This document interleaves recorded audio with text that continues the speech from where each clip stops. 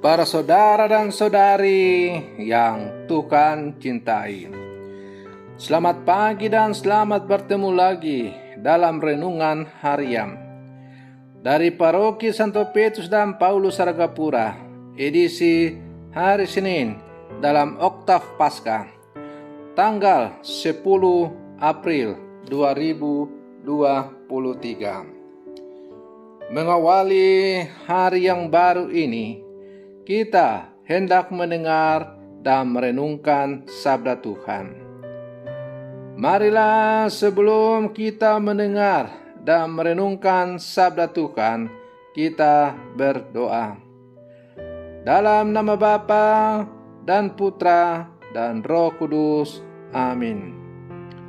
Allah Bapa, sumber kehidupan, Engkau selalu menambah umat-Mu dengan anggota baru. Semoga kami hamba-hamba-Mu ini hidup sesuai dengan sakramen baptis yang telah kami terima dalam iman. Bersabdalah ya Tuhan, kami siap untuk mendengarkan. Terpujilah Engkau Bapa, Putra dan Roh Kudus, kini dan sepanjang segala masa. Amin. Para saudara dan saudari yang Tuhan cintai, sabda Tuhan yang hendak kita dengar dan kita renungkan untuk mengawali hari yang baru ini, hari Senin dalam Oktav Paskah, diambil dari Injil Matius pasal 28 ayat 8 sampai 15. Tuhan bersamamu. Inilah Injil suci menurut Matius. Pada waktu itu, perempuan-perempuan pergi dari kubur, diliputi rasa takut dan sukacita yang besar. Mereka berlari cepat-cepat untuk memberitahukan kepada para murid bahwa Yesus telah bangkit. Tiba-tiba, Yesus menjumpai mereka dan berkata, "Salam bagimu." Mereka mendekatinya, memeluk kakinya, dan menyembahnya. Maka kata Yesus kepada mereka, "Jangan takut, pergi dan katakanlah kepada saudara-saudaraku, supaya mereka pergi ke Galilea, dan di sanalah mereka akan melihat aku." Ketika mereka masih di tengah jalan, datanglah beberapa orang dari penjaga makam Yesus ke kota dan memberitahukan segala yang terjadi itu kepada imam-imam kepala. Dan sesudah berunding dengan kaum tua-tua, mereka mengambil keputusan, lalu memberikan sejumlah besar uang kepada serdadu-serdadu itu dan berkata, "Kamu harus mengatakan bahwa murid-murid Yesus datang malam-malam dan mencuri jenazahnya ketika kamu sedang tidur. Dan apabila hal ini kedengaran oleh wali negeri, kami akan berbicara dengan dia, sehingga kamu tidak beroleh kesulitan apa-apa." Mereka menerima uang itu dan berbuat seperti yang dipesankan kepada mereka. Dan cerita ini tersiar di antara orang Yahudi sampai sekarang. Demikianlah sabda Tuhan. Para saudara dan saudari yang Tuhan cintai, bacaan Injil yang hari ini diperkenalkan oleh gereja kepada kita pada hari Senin dalam Oktav Paskah mengisahkan kisah tentang Yesus yang bangkit, menampakkan diri kepada perempuan-perempuan yang berziarah ke makamnya. Perasaan takut tetapi penuh sukacita menyelimuti hati perempuan-perempuan itu. Setelah mengalami peristiwa itu, mereka berlari memberikan laporan kepada para rasul bahwa makam Yesus kosong. Pada saat yang sama, para penjaga makam Yesus memberikan laporan tentang kebangkitannya.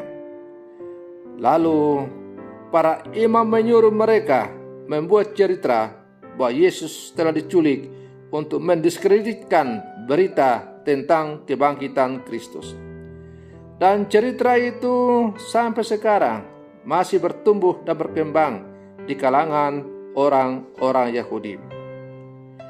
Para saudara dan saudari yang Tuhan cintai, dalam hidup yang kita alami, seringkali kita menolak fakta sebenarnya hanya karena tidak bisa menerima bahwa yang terjadi tidak sesuai dengan apa yang diharapkan. Bahkan kita mulai menghadirkan sebuah kisah palsu untuk menutupi faktanya. Di sisi lain, terkadang pula kita seperti perempuan-perempuan itu yang tergesa-gesa mewartakan kasih Tuhan, sehingga pesannya tidak tertangkap baik. Maka pada pesta kebangkitan Tuhan, kita diharapkan untuk memaknai kebangkitan Tuhan dengan turut bangkit dalam mewartakan kebenaran, bukan hoax, mewartakan kasih, bukan kebencian, membangkitkan harapan, bukan keputusasaan. Hal-hal ini hanya mungkin kita bisa lakukan kalau kita menjumpai Tuhan yang bangkit dalam keheningan doa. Para saudara dan saudari yang Tuhan cintai, dengan demikian, lewat peristiwa kebangkitan Kristus yang kemudian menampakkan diri kepada perempuan-perempuan sebagaimana dikisahkan kepada kita pada hari ini, kita boleh belajar dua hal. Pertama, bahwa sebagai orang-orang Katolik yang hidup zaman sekarang dan sebagai murid Yesus, kita hendaknya selalu memberitakan tentang kebenaran dalam seluruh kehidupan kita. Janganlah kita berlaku seperti para penjaga makam Yesus yang sebenarnya tahu dan menyaksikan secara langsung fakta bahwa Yesus bangkit dari antara orang mati. Tetapi mereka mau berkolaborasi dengan musuh-musuh Yesus, para penguasa, demi untuk menutupi fakta sebenarnya.